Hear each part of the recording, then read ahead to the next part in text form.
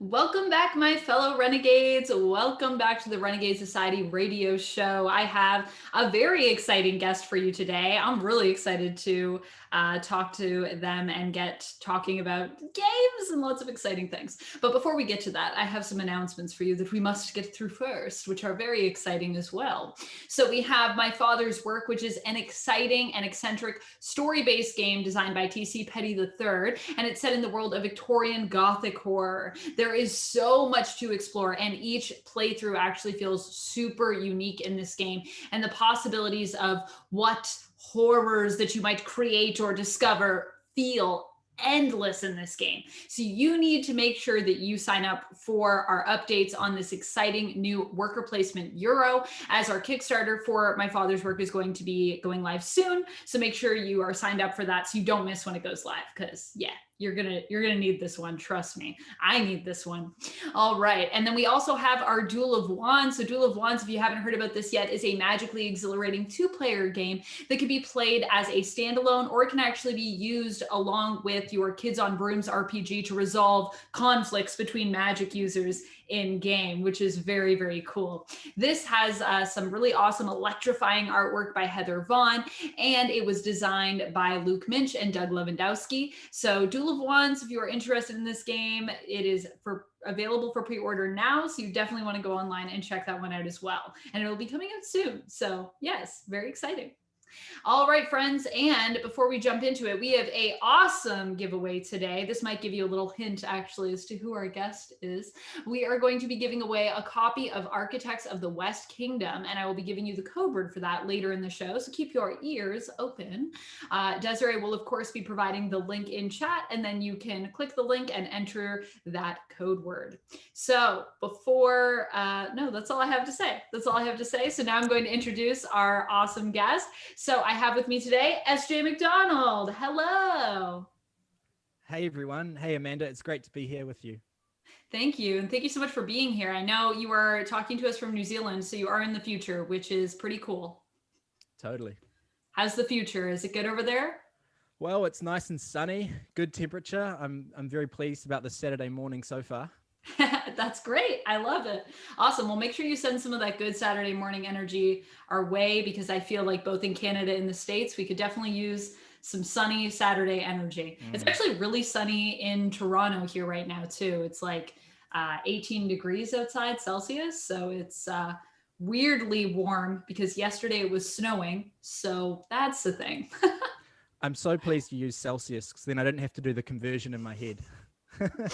Thank you. Yep, we're both part of the Celsius crew. So, Yeah. but even if you had to do the conversion in your head, I could probably help you anyways, because I've traveled so much to the States when I was younger that Fahrenheit and Celsius is like a weird thing that I can pretty much approximate, even though I don't know the math behind it. So it's just based on me having to be in places where the Fahrenheit was so different, and then knowing what that temperature feels like compared to Celsius. It's very strange. What a great skill to have. I know, a great random skill, right? Yeah. So before we jump into it, do you want to tell us a little bit more, Sam, about who you are, what you do, and where we can find both you and your work online? You do lots of cool stuff. Yeah, cool. So I'm Sam Macdonald. I am known as SJ Macdonald on the boxes. There is a reason for that. On Board Game Geek, I'll just tell you now. Yeah, tell Board Game us. Geek, when we were signing me up as a game designer, there was someone else who's called Sam Macdonald. I'm not sure who they are. I know their name, but that's it.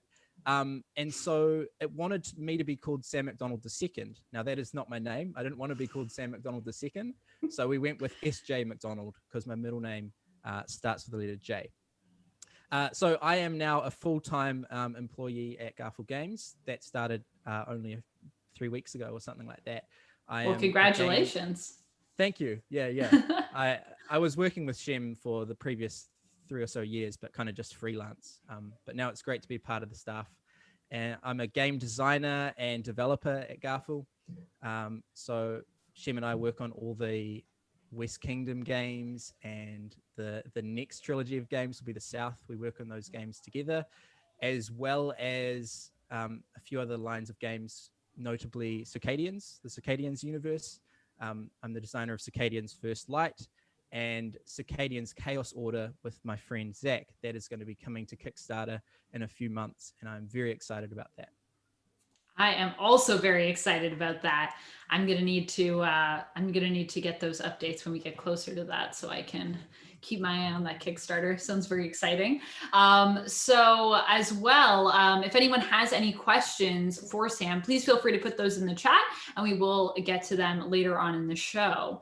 So when it comes to working in games as well, I know that it was kind of, I know that you haven't necessarily been in like the board gaming world for as long as some other people, and that is kind of like a new thing to you. So like when did that start for you, and how did you also go from being like, I'm going to play games to like, I'm going to design games? Or did you go from one to the other, or did you just like jump in at the deep end?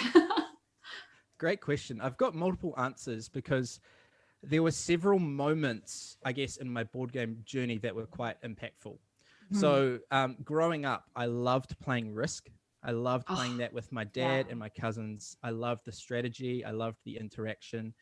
But that was kind of a holidays game. So we would play that maybe 3 or 4 times a year, and that was it. I always looked forward to it, but it wasn't a common occurrence, right? So I knew that I liked board games, but I kind of thought of them as a holidays thing, not so common thing that you would do every week. But I joined a band playing drums probably in 2010.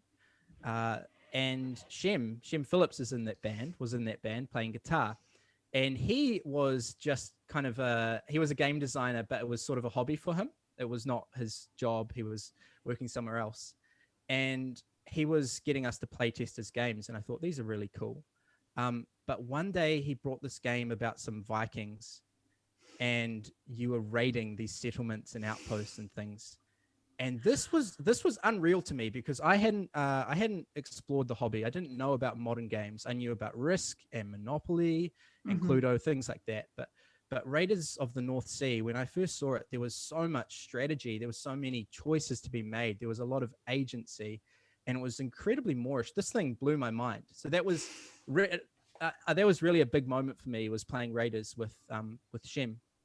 And then I guess the final and most recent occasion was my wife got a voucher. I can't remember why. She got a voucher for a bookstore, and I went with her to look for books, and we couldn't really find anything she wanted to read.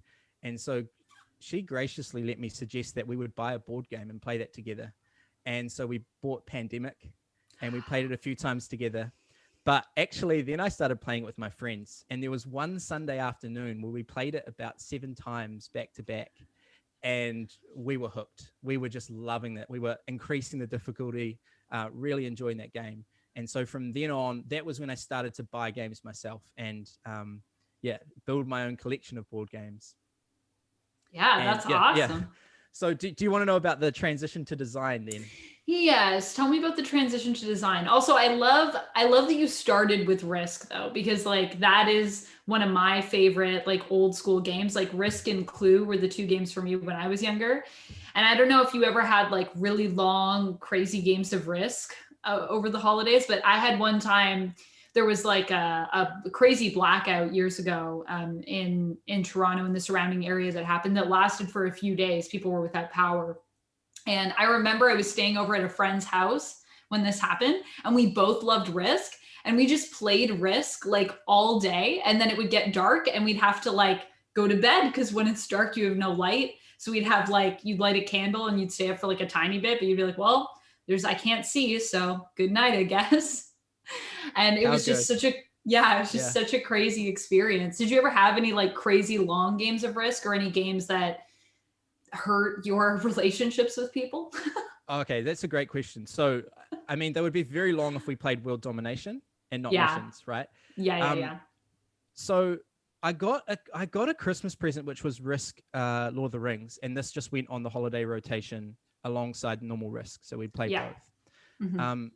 But I really wanted to play it with my mates, and I kept, and so I played it with my mates one time, and I did really well, and I thrashed them. And I think this is a bit of a lesson in humility for me, because I think I must have gloated about it. I must have done something to get under their skin. I can't remember bragging, but I must have, because then a few days later, they called me saying, "Hey, do you want to come over to our place and bring Risk and let's play it together?" Now, what I didn't know is that they were scheming, these two friends and one of their dads, they were scheming before inviting me that they were all going to pick on me and bring me down. And so I went over there really excited to play Risk, have this good game. And I think it might have ended in tears, because they were all just being completely mean to me. I probably deserved it from bragging from the previous game. And so I learned a little bit about humility there. But for me, I just couldn't understand why they weren't trying to strategize and do the optimal moves. They were just trying to bring me down, It was just about taking you down. Moment.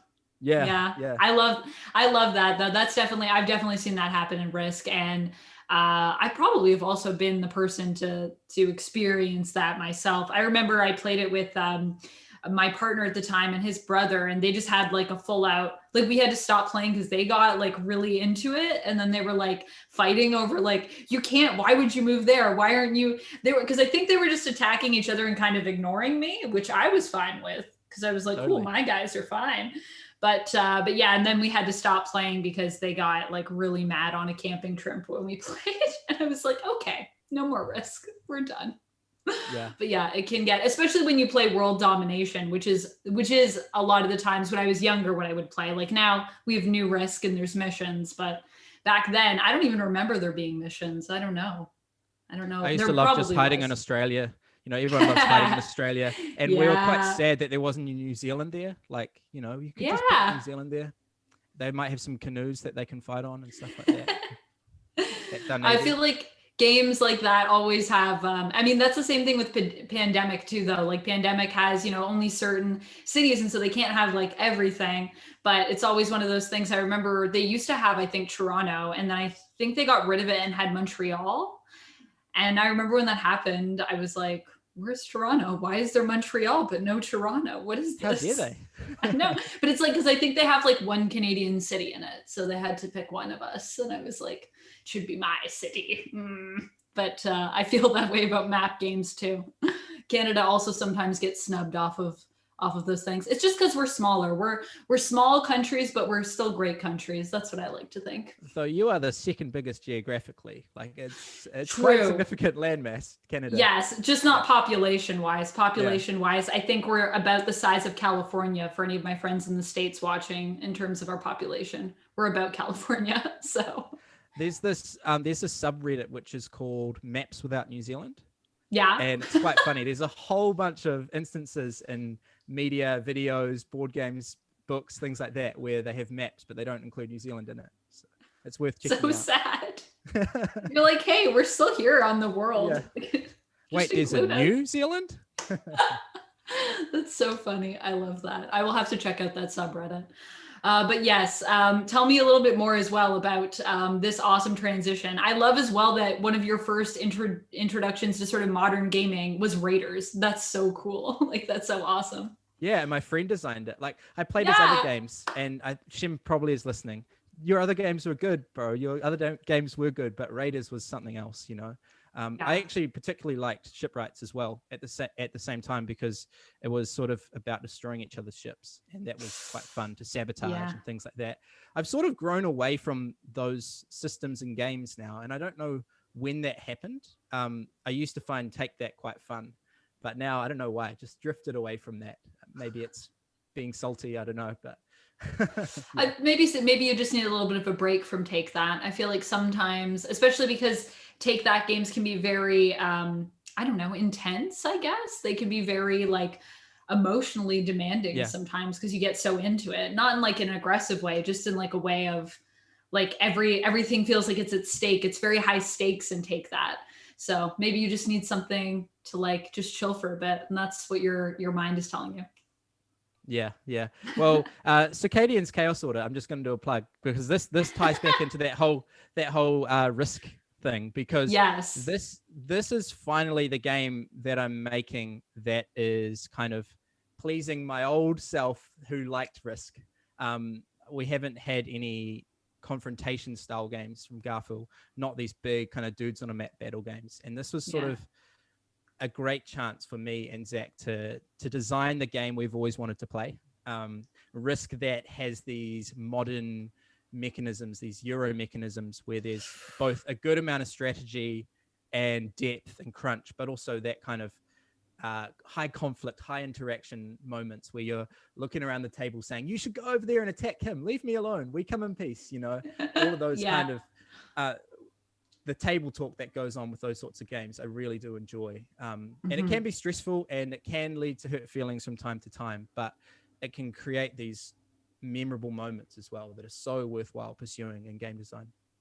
Yeah, I feel that 100%.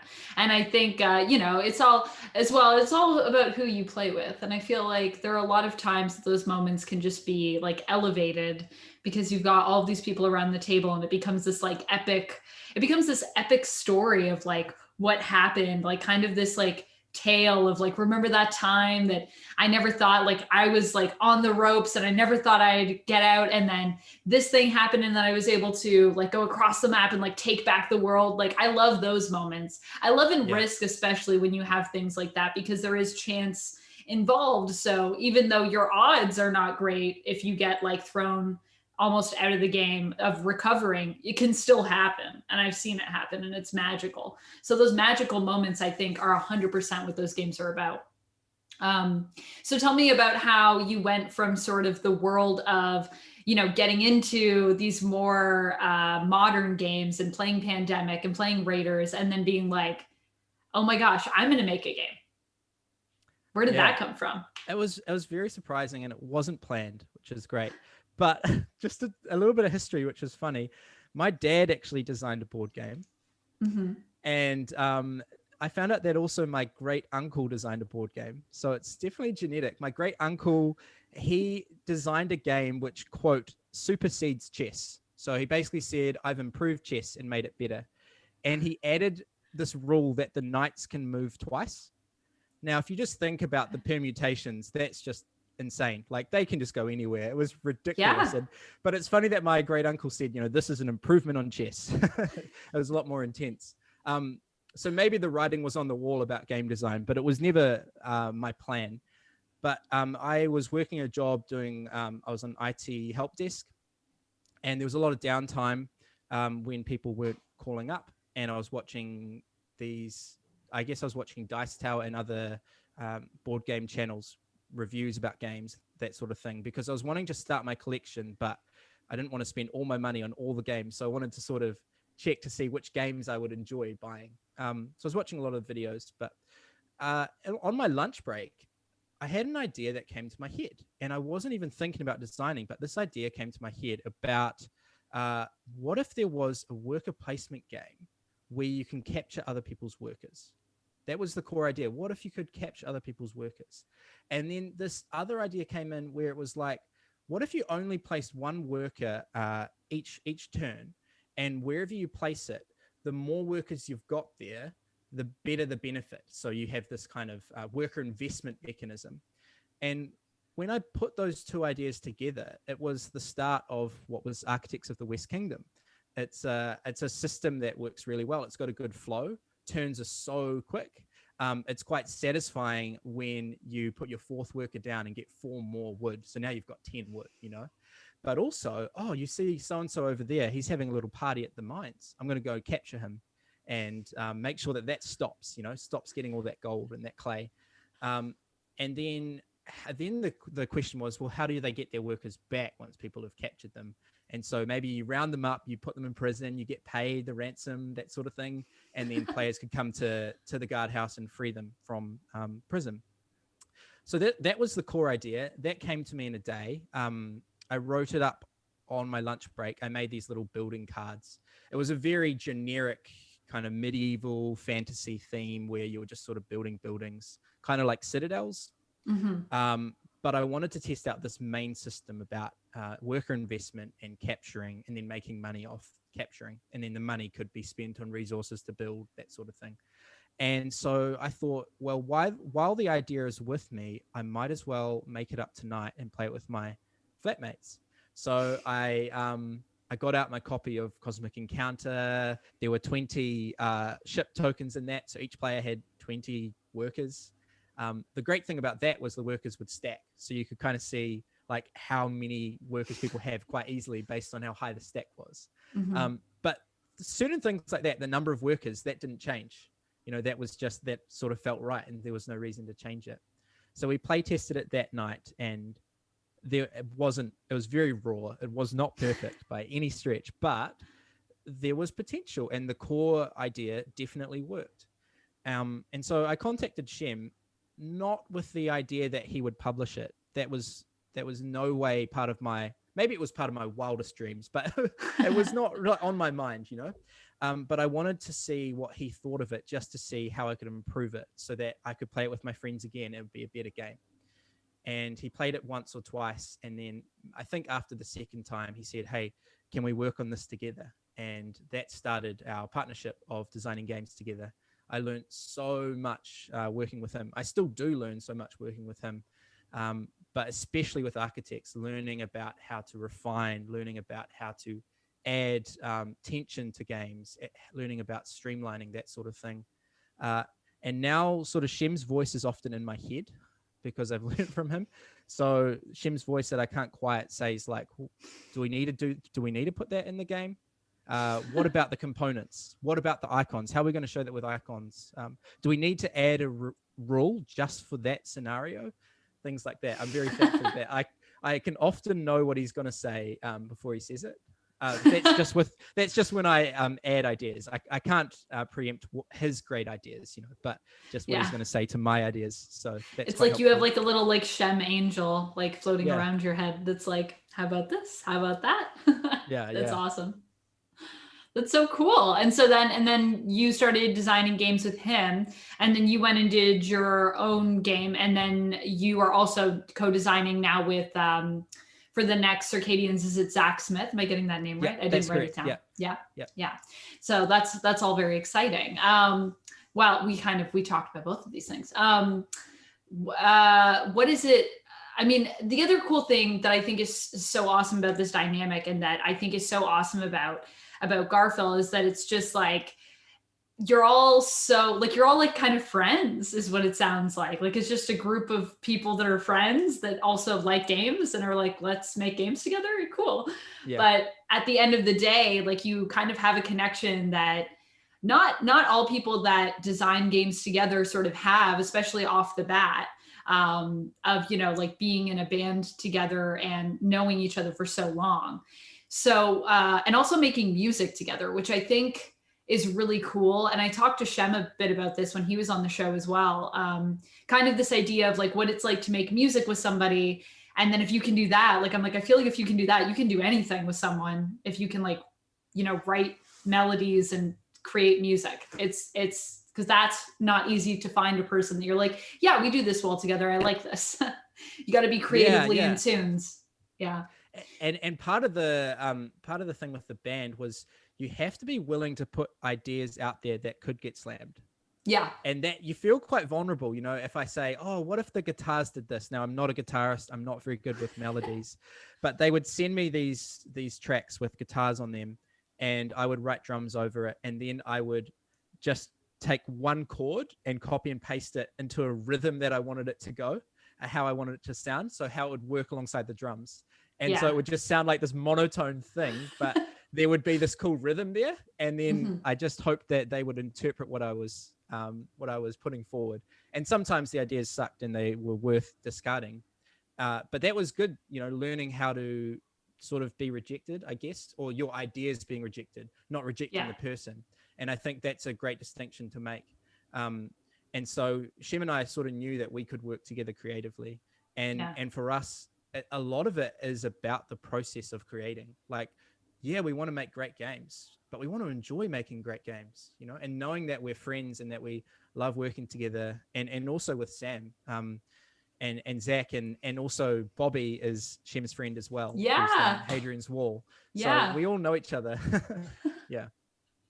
That's so awesome. And I think that is really cool. I think it's cool that you're able to, I think the other thing that's really neat about it is, you said it's being okay to have your ideas rejected and like getting comfortable with that. But I think it's also like trusting that when you share these ideas with somebody, that they're going to really consider them enough that they're going to be respectful of your ideas, to know when to discard something and know when to like nourish that thing and be like, oh yeah, let's play with this more because this actually feels good.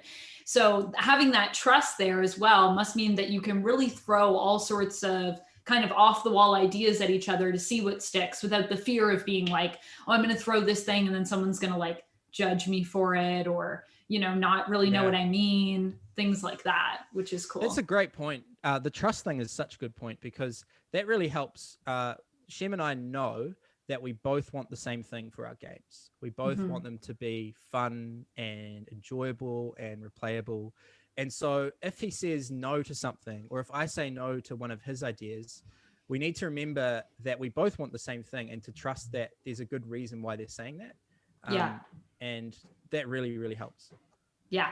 And I love, I mean, one thing he was saying too was when he was we were talking about like play testing these games, and he was like, I always want to like have games, like when we're play testing them, it's like, you know, cause you can get so tired of it. You want to have a game that's really fun. So you ideally don't get as tired of it as quickly. So you can like play as much of it as possible and be like, cool, I'm going to keep playing this forever because I'm play testing. Yeah, that's totally right. That's for me is maybe the most fun part of the whole game design process, is designing the game. Like it is great to have them on the shelf. I'm just showing off the shelf. You know, it is great to have the finished product on the shelf, but there's something about the excitement of, hey, what we've got here has got potential. This could be good. This is fun. When we were playtesting Architects, we would play it back to back to back, and we'd play it 4 times in a row, and we were all kind of keen to play a 5th time. Like we would have probably all just said, yeah, let's go again, you know? And so that was really a cool process, because instead of getting bored of doing the same thing over and over again, we were discovering the layers that were in this game that I guess you could say we put there, but it was sort of more organic than that. It was sort of like we came up with some cards and some powers, but we didn't really think about how they interacted with one another. And that was for the players to discover. And some of those, of course, were broken, and we needed to find those quickly and remove them or change them. But yeah, that pursuit of mastery, that pursuit of discovering the depth to the game, I find quite addictive. And it's one of the great parts of the process.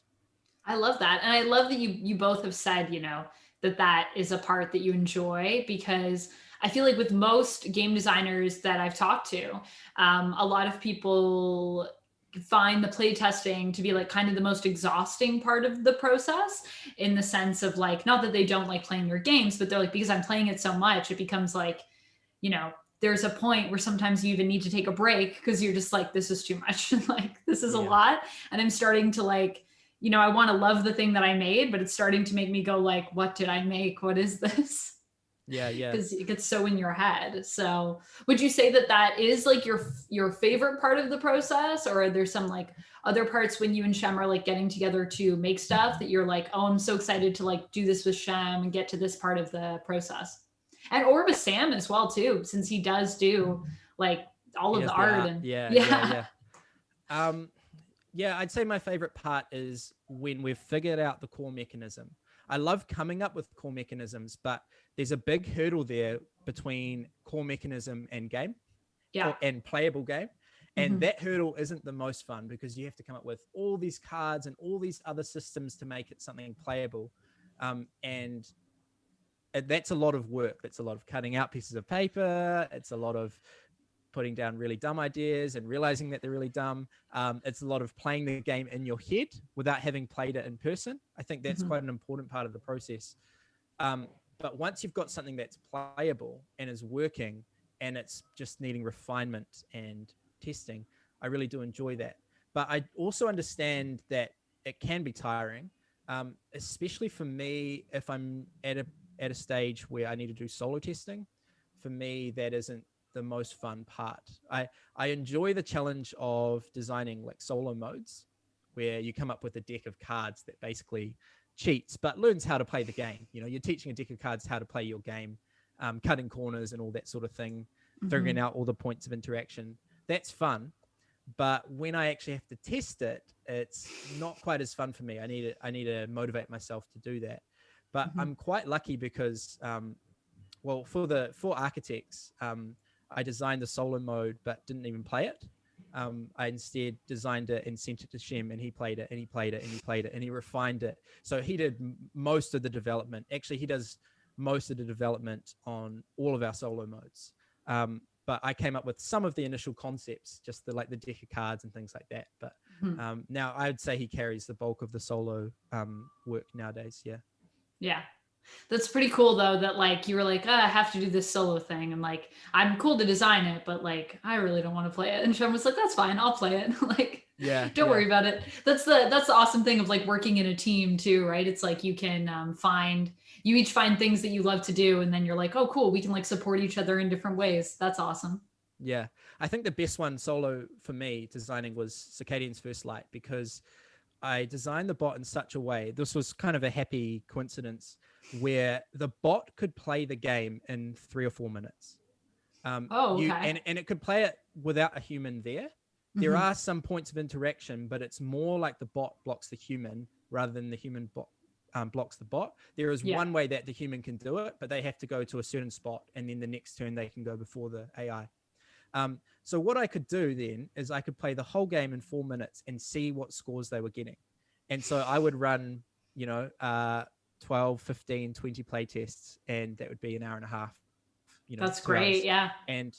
And I would have a whole lot of info, put it on the spreadsheet and that sort of thing. And then once they were getting ballpark, okay, this is what they should be scoring because human players can get around this if they're playing well. Then I got to test all the player powers. And because the bot really only took 5 minutes out of an hour game, then most of my thinking was how I wanted to play the game. And so it was kind of just like I was playing the game. So that wasn't too bad. And I got a lot of info on the 12 different characters, how strong they are. I really wanted to make sure that they were pretty closely balanced. I think perfectly balancing asymmetry is an impossible task because you have to start doing some really weird things with decimals and halves and things like that, which don't lend itself towards analog gaming. It lends itself towards digital gaming, right? Because you can have all of that calculations going on in the background. But how do I give someone 1.5 gems? That sort of thing. Yeah, you can't. Right? Yeah. Just cut this gem in half, and then yes. Yeah, but I got them to around about plus or minus 3 or 4 points from each other. That's very close. Average, yeah. And I probably wasn't playing optimally, as well. So, yeah. That's awesome. Yeah, that's really neat. And it's very true. I feel like it's cool though that you kind of think in the way of, because you're dealing with so much asymmetry with circadians, this idea of thinking about it almost in terms of more of a video game. Have you ever thought about designing any video games or getting into that side of the design world? It's a great question. I actually thought about handing in my CV to Riot Games. But I don't know, because I played League of Legends for quite a while. But I don't know how to code. All I could say is I've designed board games and you want a game designer. But at the moment, I prefer playing board games. So that is where I want to do my design work. But maybe one day in the future, I think being part of a team, doing balance work and creating, something like the characters, the legends, and would be fun. That kind of work I would enjoy. But my CV would purely just be my work on board games. Well, I feel like there's a lot of areas in video gaming, so you never know. And also when people like, I don't know, I have friends too that are like, I want to do this, but like, I don't know this thing. I'm like, everyone, you can always learn how to code. Like coding is scary, I think, when you first get into it. But I don't code, but I used to code. Like now my coding knowledge is probably very much out of date. But I feel like once you get into it, it becomes more easy the more you go. So I think that would be cool to see you do that. I believe that you have the potential for it. Yeah, well, at the moment, thank you so much for that. At the moment, I'm loving board games, but also my wife is really keen to work on video games, and she's a programmer. So maybe one day we'll go together and do something like that. That'd be pretty cool. That would be so cool. That's awesome. And when you played League of Legends, who did you main? Who was your main? I used to main Sona. Oh, and okay. I would play in the bot lane, and I would be very, very aggressive. I would buy all damage. I wouldn't buy wards, things like that. That's the Oh, support wow. that you really don't want on your team, except for when they carry you. And then you're like, okay, well, we'll just take this win. It's So fine. Yeah, yeah. that's so awesome. Wow, I love that. I love that you were like an aggressive Sona. That's so awesome. Yeah. Yeah, I love League of Legends as well. But I only play like every now and then, and I don't usually play games where I have to fight people because I don't like playing games with people, but I like playing games with bots and my friends. So Yeah. that's usually my go-to. All right, so we're at about the halfway mark, just over the halfway mark. So I'm going to give everyone that awesome code word for our giveaway today. And so, yes, if you want to get your copy of Architects, the code word today is band, because Shem and Sam played in a band together. So that seems self-explanatory. I don't know why I always feel like I need to explain these to you, but that's the word, and you can put it in the thing. Desiree will have the link for you. All right. So speaking of the co-designs as well, and how has it been working with Zach Smith? And so you said that you're all friends then, so probably Yeah. it's been Yeah. pretty fun. Yeah. It's been so much fun. So Zach is an old friend of mine who used to live in New Zealand. Mm-hmm. He was playtesting Architects with us. So he was one of Mm-hmm. those people that would play it and play it and play it and want to keep playing. He also, yeah, he was involved in my church. And he moved to Italy. Now I don't know, maybe 4 or 5 years ago. I can't remember. A while ago. But we've always liked the same things. We've always liked the same music, the same video games, the same board games, the same books. It's just unreal. We just like the same stuff. And I knew that he would like this style of game. I've sort of wanted for a while to create a better Risk, that sort of thing, an asymmetrical game, with battle and that sort of thing. And at the time, when I had this original concept in the Circadians universe, asymmetrical game where I had come up with the core mechanism, which was around pricing actions. I won't go too much into that, but I came up with this core mechanism. But I had a full-time job somewhere else, and Shem and I, in my design time, we were designing Viscounts and we were designing Tome Saga, which Tome Saga, let me tell you, was a nightmare because I had this idea that we should create cooperative scenarios for each of the 3 games that we had already created. And now, especially for Viscounts, this was a game that wasn't even finished yet, and we started making a cooperative scenario. So that was just a lot of work for this little project that maybe 10 people play, this cooperative scenario. But I just wanted to do it, I don't know why. I just really wanted to do it. And Shem was happy to go for it. He had already come up with the tome system, which worked in the Rune Saga. He wanted to carry that on, which was cool. But I thought maybe we could add more to this little box. So I had a lot on with my full-time job and my design time. That basically what I did was I pitched this idea to Zach. Here's the core mechanism. We're going to have these different races, the Circadians races, that win in different ways. And then I said, can you make it? Can you play test it? And so to his credit, he did. He made the first prototype and he played it with his mates over in Italy. And then we had a big Skype and I asked him a million questions about how things worked. And then we made changes together. And then Zach managed to put the game on Tabletopia after a while. So we were making these changes quite slowly over a year or so. Mm-hmm. And then we put the game on Tabletopia and we scheduled regular weekly playtests with friends. And it got to the stage when we're like, this has potential. This is really, really fun. This is the kind of game we want to play. And eventually I showed Shem. Now, this was a bit of a challenge because this isn't naturally the kind of game that Shem gravitates towards. Mm-hmm. Shem and I love working on like Euro games together.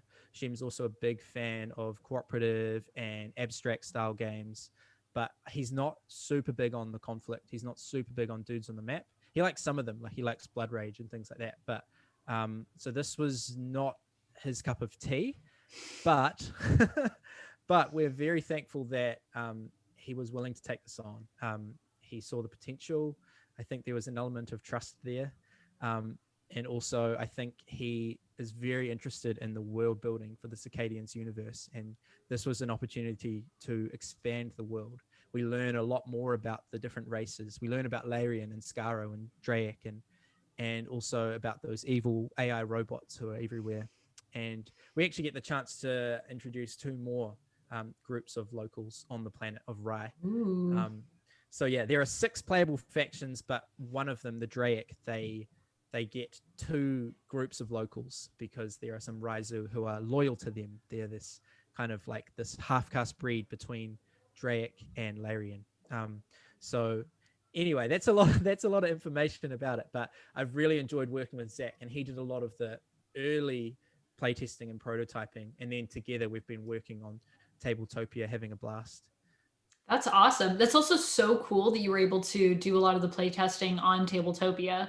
Like, I don't know how often that happens, but I feel like in my experience, when I've seen people play testing or, play tested something, it's always been like at a table. And like a lot of it gets done, I find at cons, people are constantly like, hey, Amanda, you want to come over and like check out this weird thing we're doing? We're doing a weird thing. Come see it. It's new. And there's bits that I cut for you to play with. So is that something that you had experienced before, or was that also new for you? No, it was really a trial run, and we're pretty lucky with the timing. Like, obviously the pandemic's been awful, but the pandemic was an opportunity for us to playtest games when we would normally be working because we're all at home. And it was also much easier to get playtesters. You can just play from home, and they're at home, we're at home, and let's just jump on and play this game. So we did a lot of our testing over the lockdown here in New Zealand, and obviously Italy had it worse, so he was in lockdown too. That's so cool. And I feel like it must be cool. I wonder if this is the way that things will be going, because I do know that, what was I hearing? I heard something on the news where they were talking about gaming, and I feel like they were talking about, or maybe it had to do with just streaming and stuff like that. And the idea that now that we have things where it's like everything's online, it means that when you're looking at like a focus group for something, you can actually get like a lot more people, because like you can just be like, oh, come online and we're hosting it there. And so you don't have to come in anywhere, which means you can like open up your demographic to the whole world. You could be like, totally. Hey, let's go halfway across the world and be like, hey, you over there in a totally different country, hey, in Russia, hey, in like Australia, wherever you are, play this game and tell me what you think, which is pretty cool. Yeah. It's so cool. And we've made a friend from Bulgaria who plays with us, Ivan. He does a podcast called Play Alea, and it's been great playing with him. And then we play with a lady from Spain called Nancy. And so it really has felt quite international, and some Australians. That's so awesome. Yeah. That's so cool. And I love that it's kind of like a way to connect with people in this way and sort of bring in different, maybe like even different cultural opinions on games. Because the other cool thing about gaming, right, is like, depending on where you are in the world, you usually have your own style of gaming that comes from certain places, and different countries tend to like different types of games. So it's really cool that you can then get everybody's opinion on this type of game, which is cool. That's so neat. Yeah, totally. I'm so excited to check it out. On the Tabletopia thing, like, who doesn't want to be able to play board games in their pajamas? Like, right? It's just so good. And Shem and I have been, well, this last week I've been putting the South games that we have worked on Tabletop Simulator. Now they are not available for everyone to play, but it sort of answers your question. Like, we're actually looking to do this sort of thing more going forward, is doing our playtesting internationally, doing it online. Shem and I had a game of one of the South games. I can't say the title, but the other morning, and it was so great that we live an hour apart, which is pretty close, but so great that we could just play from home. And I think our development process might even become faster than what it is, because we can get in multiple plays a week rather than just the one day of tests that we normally do with each other per week. Yeah, I think that's really cool. And I wonder if it'll also give you maybe some perspective as well on like if you wanted to do, a digital version of it so people can have like a paper version, but then maybe also digital, like something like with Raiders of the North Sea, how it has a Yeah. digital version of it. Kind of thinking about like if we were going to do this digitally, like how would we approach it just even based on our Tabletopia experience, which is also cool. I think it's also really cool too that you're expanding the world of circadians and this idea of I just love that all of the games that you do just feel so worldly. I don't know, they just feel like there's a whole world that you get to exist in, and because there's like series of games, it's like the worlds expand. And I think that Mm. I love games that are based in like a story or just based in a you do this because this is your character doing a thing. So where mechanics in games aren't just like you play a card because this is a game where you play cards and you're like, okay, but what am I doing with my cards? So when Yeah. someone's like, oh, you're like spending resources to like get a thing to build something, I'm like, okay, that I can get behind. So I just feel like that's really cool. So it must be really exciting to have focused as well on that world building and the writing to expand all of that beautiful stuff that's coming up. Yeah, that's all Shem's genius. Like that's his area of expertise, and I think he's a visionary in that regard because there are game series, right? There are board games series like Yeah. we've got the Century and Valeria and things like that, but there aren't many. Like there's No. surprisingly few game series, and I think people want to, get to know the world and hang out there. Oh, we've just built the city and architects, but there are some invaders coming in, all these outsiders coming in. Let's defend the city that we've just built. That Yeah, sort it's of like this thing. expansion of the story. It's like the story continues. So it's not just Yeah. like contained. And then there's crossover of art. Like I remember this character, I remember what he does, and that actually helps you in learning the game. Like that the debt collector you have in Architects, when you flip a debt, you get a benefit. Well, now that same thing works in Paladins, that same thing works in Viscounts.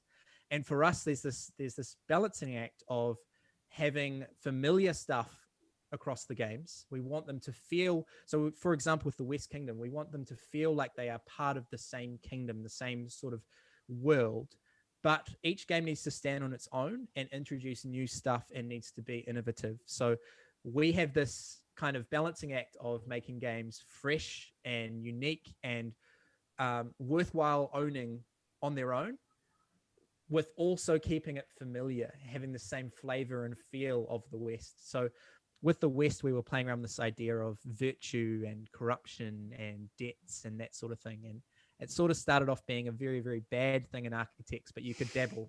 And then when you get to Viscounts, you need to get debts. Like you just have to, you have to play those criminals. They're wilds. They're so good. And so we kind of got people more and more evil as the games went on. So for us at the moment, we're asking the questions, well, what's the consistent mechanical sort of theme that's going on in the South? And one of those things I can spoil is we're working with dice a lot. And so what are these different ways that we can use dice, not just for randomness, but can they do interesting things? Can we use them in ways that haven't been used before? So we've got a dice bag builder is one of the games. And we have this kind of half dice placement, half worker placement tableau builder as another game. And they're both going pretty well. That sounds really cool. I love that. I love dice. And when you had me at like, we have dice and we're trying to do new things with dice. I'm like, I love all of that. I love a game where someone gives me dice and they're like, but these aren't dice like you think you know dice. I'm like, ooh, show me new things. I love it. Yeah. That's very exciting. Yeah, that sounds really cool. And I do love that. I think you're right about sort of these series and the fact that people do want them, and not a lot of people do series. Like it is very rare. And honestly, I think I asked Shem about this too, because we were talking about games and I was always just like, what's the next trilogy? What's the next thing we're doing? Because I'm excited for worlds to either continue to be expanded or to like get a new world to like jump in and explore and know that like I'm going to get to explore it for a while. I think that's very exciting. So I like that you don't just, you usually try to focus at Garfield on these games that are going to expand. I think it's awesome. So we're getting close. So I'm going to ask you one more question. I know I had a few questions here, but we'll have to have you back when Chaos comes out, and we'll have to talk about that. I feel like, because yeah, it sounds so exciting. So when it comes to solo designing versus designing with other people, do you have a preference between co-designing and solo designing, and sort of how do you feel those two things differ for you in your experiences? Yeah, that's a great question. I don't really have a great ambition to be a great game designer. For me, it's about making great games. And I think there's a distinction there because I want to enjoy the process. It's for me, it's not all about the end goal of making of being a great designer. It's not nothing like that, but it's like enjoying the process. And so I've done some learning that for me, the process is far more enjoyable when shared with someone. Mm. And not only that, I think better games are made. In my perspective, better games are made because I'm sharing that process with someone else. Like they will see things and refine things and change things in ways that I wouldn't see or be able to do. Mm-hmm. So I loved working on Circadian's First Light, but it was probably the least enjoyable process because, it was solo, and there's something quite exciting when your co-designer is just as passionate, just as excited about this project as you are, and you sort of bounce off each other. You sort of give one another energy and motivation and that sort of thing. And then also you don't have to hold the problems on your own. You don't have to I don't carry the whole burden of solving this problem. Actually, we work on it together and we come up with solutions together. And the other thing about problem solving together, which is really cool, is I've noticed that one of us will point out, like Shem and I, one of us will point out a negative to the game or a potential thing that's bad. And in problem solving, it's not just as easy as removing the negative. Sometimes it's attached to too many things that are good, that you can't just remove the negative thing. But what you do is you create a solution that both removes the negative in some way, but it actually introduces another positive. So we have to think of quite creative ways around some of these issues that brings in maybe a new system or a new mechanism or takes something out that actually improves the game, not only removes the fault, but actually improves the game. Yeah. That's really cool. I love that. I love that approach. I love that idea of like, we're going to point out these negatives, not just to like take things away, but like to grow new, cooler ideas out of them, as though like any fault is like a little seed that's like an opportunity to grow something better, which is cool. Also, I know that you were like, I'm not trying to be like an amazing game designer. That's not like my end goal, but I just wanted to say too late. I feel like you already are. So sorry about that. I feel like it's actually your focus on games to have fun with them and to really bring and find that joy and focus on not making the best game, but making like a really fun and exciting game that makes you a great designer. Because, and I mean, you can see it on BGG when you look at the games and you look at how well they've been received. You haven't had a game that you've made that has been not well received. So I feel like it's too late for you. You're already a great designer. So sorry about that. Sorry, Sam. Thank you for saying that. Yeah, you're welcome. It is true. Oh, I'm blurry now. I'm sorry, friends. I think it is really satisfying when you find out that other people are enjoying your game, and when you find out that it means a lot to them, like they got to enjoy this with their friends, and that facilitated just a great shared memory, shared experience with their friends. That's always just such a great feeling when you know that other people are enjoying that. I just guess my point was that if that was my goal, then how would I feel when bad reviews come? That sort of thing. Yeah. I would be crushed by them, but I'm so pleased that people do enjoy them, and I'm also pleased that I get to enjoy them too. So it's kind of like a little bit selfish, I guess, is designing games that I like, and then the more the merrier. If they enjoy them too, we're really stoked about that. I love that. Yeah. Well, I mean, I think though the way you focus on it, I don't think you have to even worry about. Not that you do worry about negative reviews, but I think that is honestly the key to success in many ways, is being the person that's like, I'm just gonna align this. Like, I'm going to focus on the things that I don't have to worry about those things because they don't actually apply, because I'm not trying to be like the best game designer of all of them. I feel like when you just focus on the game and the fun, everything else just falls into place. So it's a really, I appreciate that that's the way that you approach it. And I know that Shem also approaches it that way too, about making sure that these are games that you all at the end of the day can sit down and play together and be proud of as just people, not just as like game designers, which is awesome. Yeah, totally. Yeah. All right. We're going to open it up. We're going to see, are there some questions for us, Desiree? Yes, Desiree is nodding. Yes, we do have a few tonight. So let's see. Sam, what are your musical influences or favorite drummers and musicians? I love that. Okay, great. So 2 bands. One is probably not well known, Falling Up. They are amazing. Go check them out. They're kind of experimental sci-fi rock, progressive, amazing melodies. So the drummer is called Josh Schroy, and he is a genius. Not a show off, but just the way that every drum beat, every fill is supposed to be there is incredible. I learned a lot from listening to him, and I actually copied him in some places.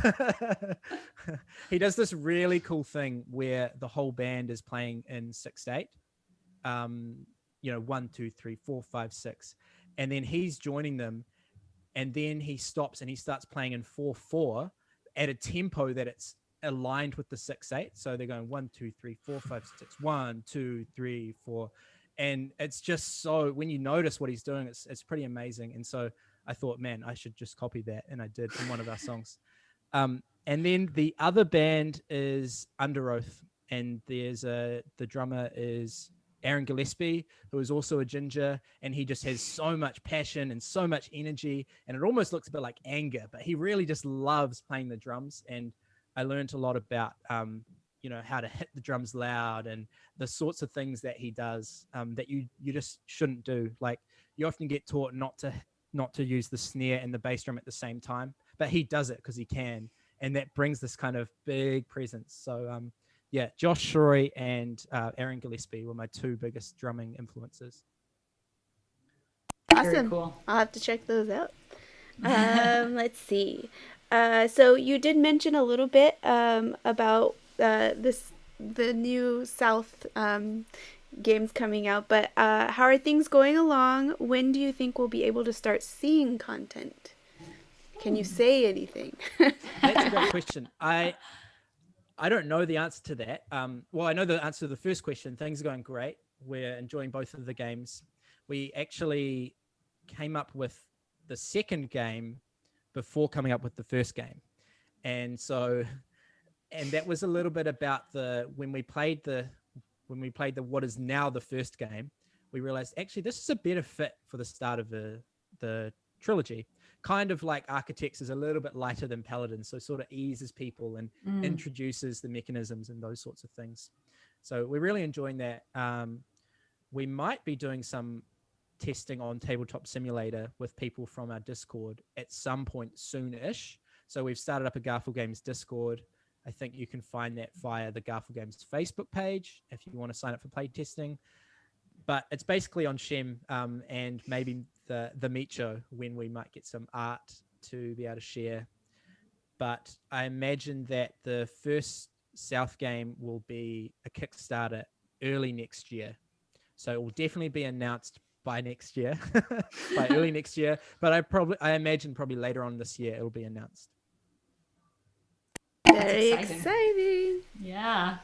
All right. Let's see. I think we have this one last one here. It's a little bit of a longer one. I don't know if you can comment on it. So, hi, SJ. First of all, big fan of West Kingdom Saga.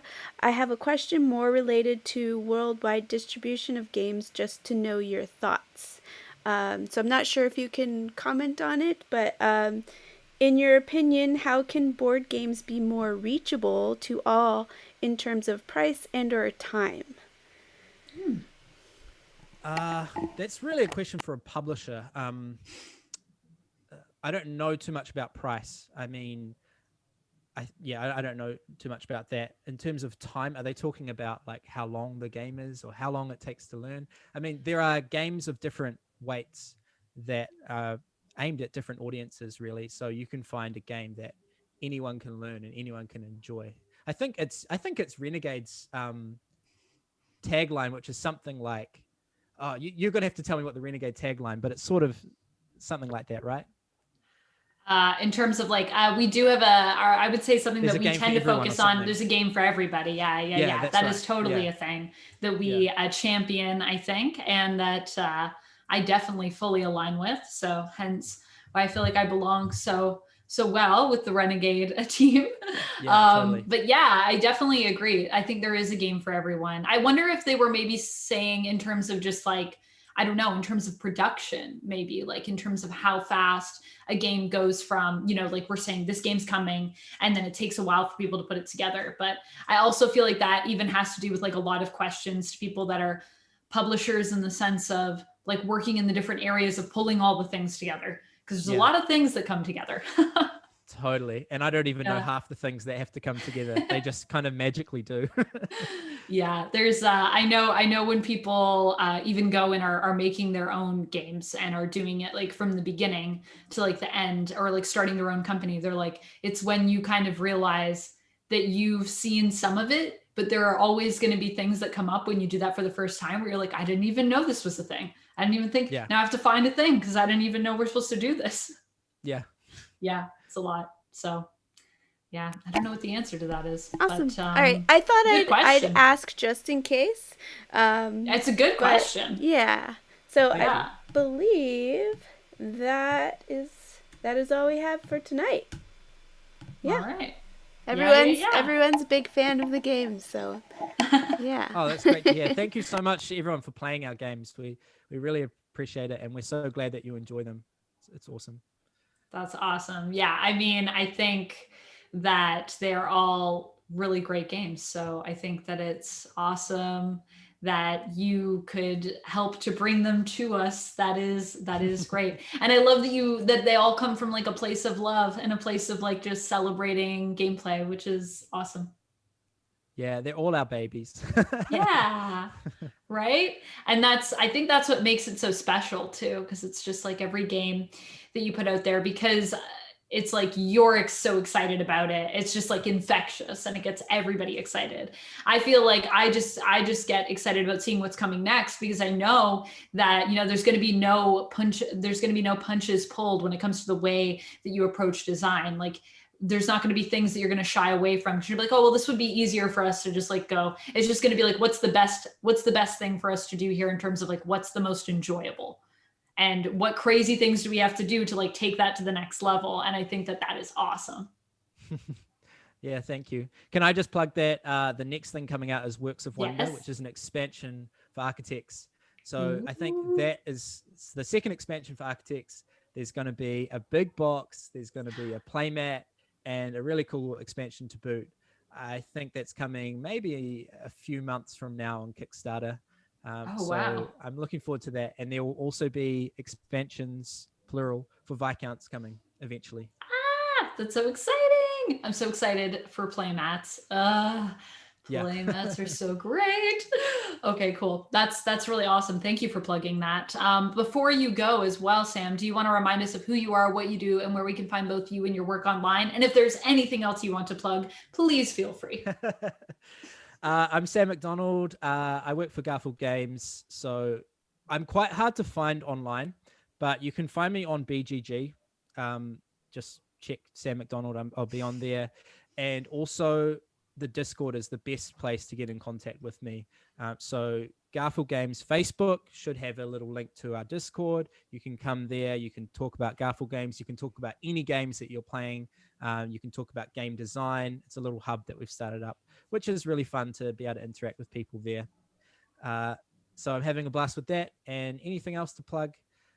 Just the Discord, and also, Circadian's Chaos Order is another game that's coming out this year. So that's going to be on Kickstarter a few months after Works of Wonder Architects Expansion. And that has been probably like 2.5 years worth of work. It's been a real passion project. It's definitely not for everyone. It's quite high confrontational, lots of rules, lots of asymmetry. Game often goes for like 3 or 4 hours, but it will create some memorable moments, and there is a lot to sink your teeth into. So keep your eyes open for that.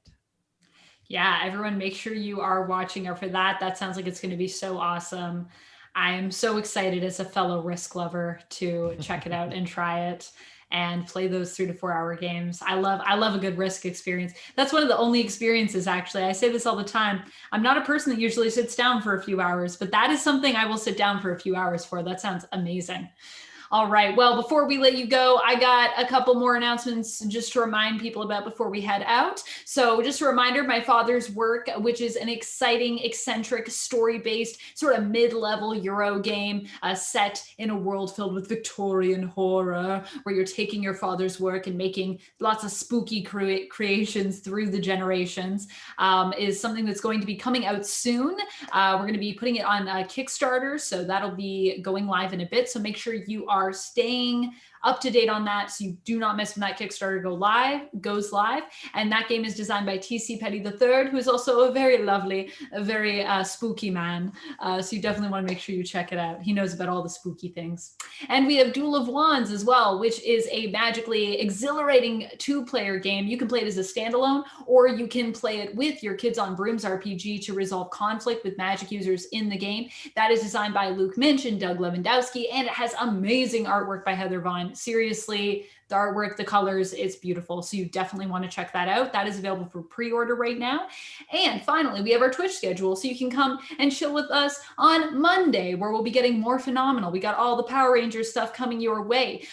We have Vampire Wednesdays. So if you want to keep up with the family and see what's going on there, definitely check that out. And then every Friday, we are back here with the Renegade Society radio show, interviewing lots of fun people like Sam here. So thank you so much, everybody, for watching. And that code word one more time for you is banned if you want to enter to win that copy of Architects, which I know you do. I know you do. And friends, that's all I have today. Thank you so much again, Sam, for being here and talking with us. No, thank you. It's been so great. Yeah. And thank you, as always, to Desiree, our amazing producer, who you cannot see, but who you sometimes get the privilege of hearing the beautiful voice of. Thank you so much for being here and producing. And thank you to all of you for watching and giving us your amazing questions and your attention. I will see you in the next Friday. But until then, remember to play your game.